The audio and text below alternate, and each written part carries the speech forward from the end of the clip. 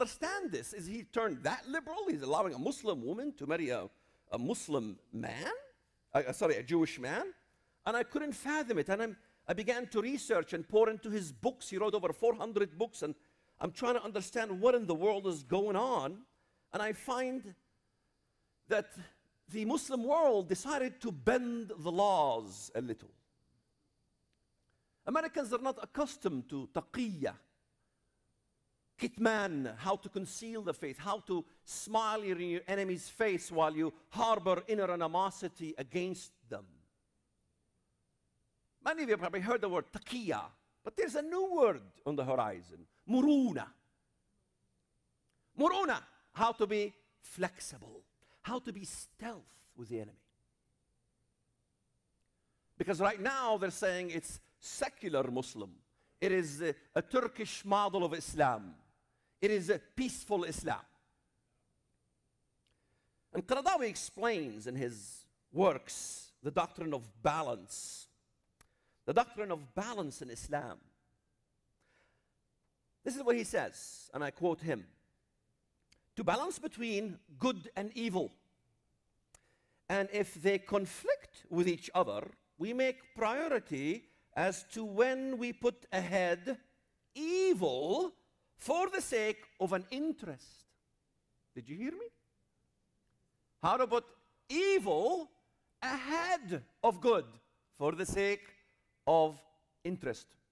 Talking about Joseph Farah's, lecture about the law. I mean, they don't even have a proper law. Just think about how much they bend their own law.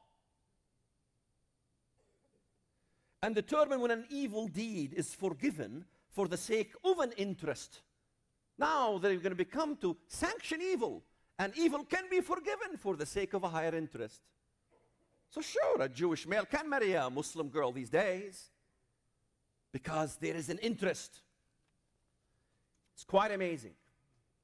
In fact, even abrogation in Islam, the law nasikh wal mansukh, the law of abrogation in Islam, he says, well, it's not abrogation. We don't abrogate anything. Abrogation is different levels, he says. A verse has a purpose. Then the purpose is finished, such as in being weak and few in number, to have peace and forgiveness with the enemy. All the verses in the Quran that talks about peace and forgiveness with the enemy, we're still going to use those. We know they've been abrogated. They're no longer, applicable. They've been abrogated. No. Let's change that. Let's say that we can keep those verses about having peace with the enemy. They're not abrogated until the time is finished. Then, once we're stronger, we can apply the commandments of war. In fact, he says something very interesting.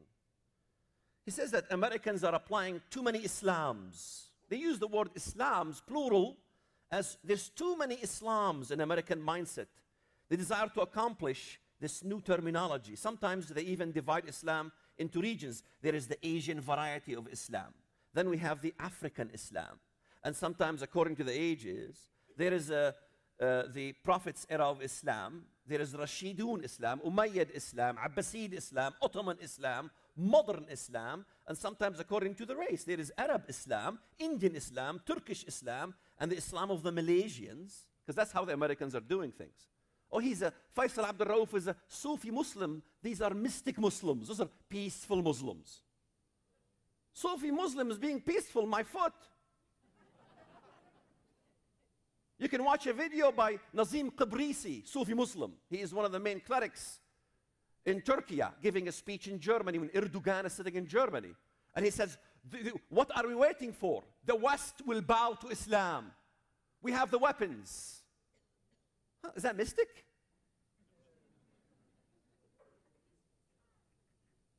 They even added new divisions. There is revolutionary Islam, reactionary Islam, radical Islam, classical Islam, right-wing Islam, leftist kind Islam, orthodox Islam, modern Islam, and finally political Islam, spiritual Islam, and theological Islam.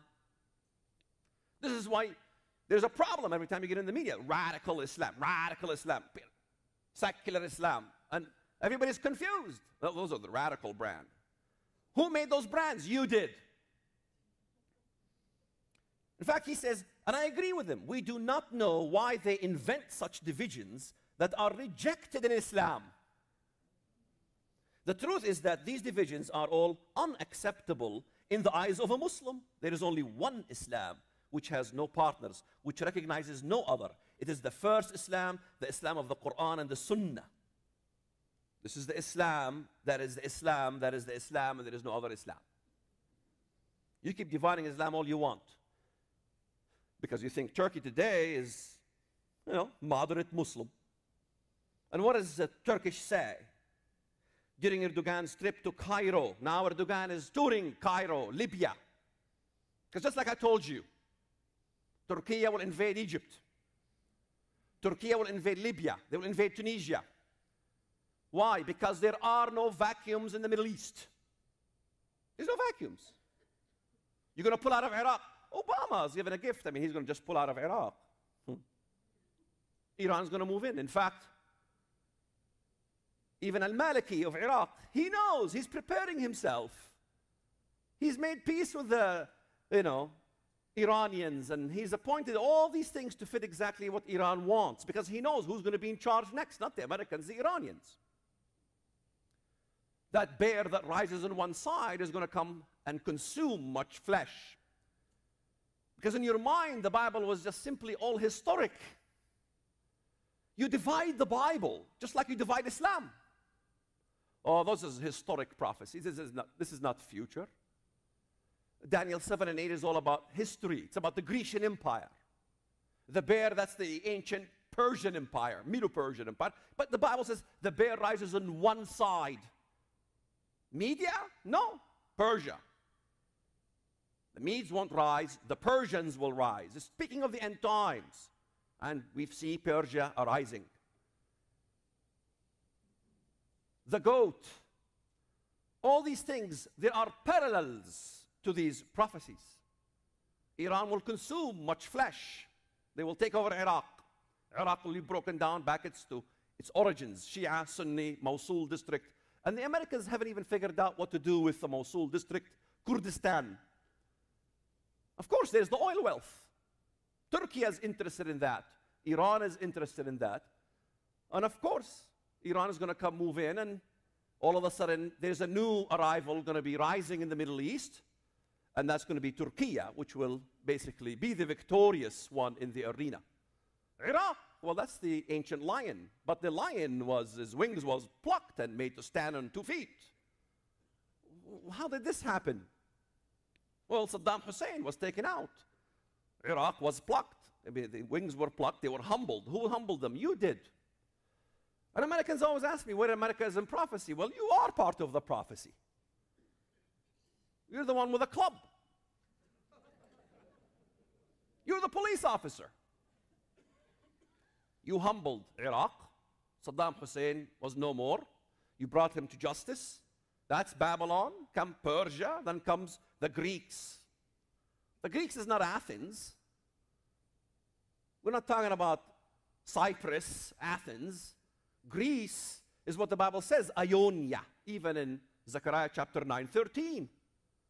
In fact, how many Christians in America study how the Messiah comes and fights the Ionians in Zechariah 9 verse 13? I have set Judah my bow, fitted it with Ephraim, and set your sons, O Zion, against your sons, O Yavan, Greece, Ionia. Ionia is Ionia. It's in Turkey. The Turks took over Greece. And so Turkey is going to be in charge. For years I've heard this argument about some European Union Antichrist. I don't see some Frenchmen hanging out at the Mediterranean Sea threatening the Israelis and the Greeks. I see a Turkish fleet. I don't see a German saying to the world, Jerusalem is the apple of every eye. I see Recep Tayyip Erdogan of Turkey saying, Jerusalem is the apple of the eye of every Muslim. I see Erdogan taking over in Turkey, changing set times and set laws in front of your eyes.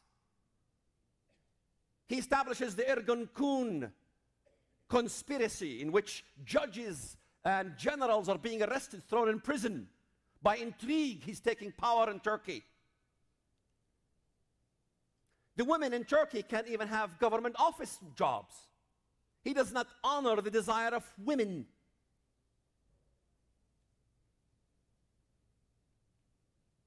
And I go all over the Arab media, and I search the Arabic because Fox doesn't talk about it. No one talks about it.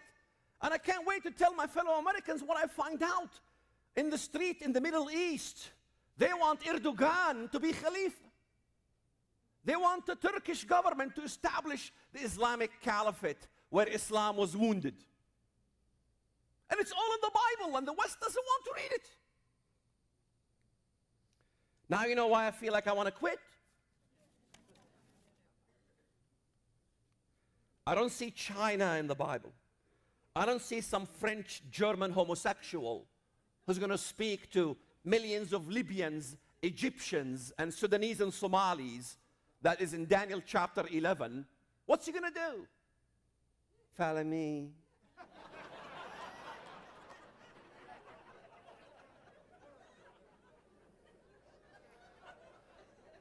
I monitor the Arab street in Libya.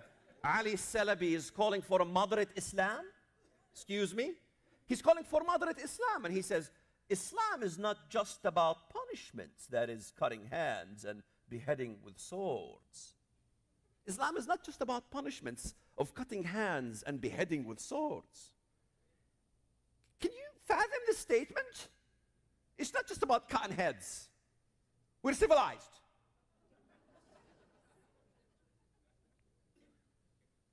It's not about the cyanide in the punch. Your kidneys will decipher between punch and cyanide. Mustafa Abdul Jalil, same thing. In Libya. They're setting a basic source of legislation, all Sharia. Section 2 of the law in Egypt is going to encompass Sharia. Camp David is no more. It's going to be null and void. All this happened just before the last time I was here. What do you think I will tell you the next time I'm here, if I am here indeed? Maybe my speech is too strong for some of you, and you'll all petition Mr. Misra to invite me again. By peace, he will deceive many. Islam is a peaceful religion. It's democratic Islam that's coming on the horizon. I am so shocked. North Africa is crumbling. In fact, they're asking the king of Morocco to begin to institute democratic elections.